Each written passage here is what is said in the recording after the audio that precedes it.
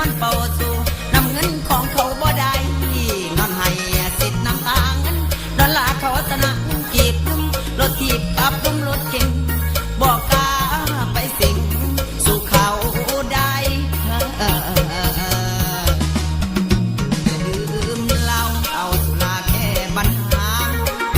ก็แค่นั้นนะลืมได้ก็สู่อาคาวถามใจจุนเฮ็ดอย่างไรจะลืมเขาละครบทเศร้ายังเป็นเงาหลอกล้อนใจ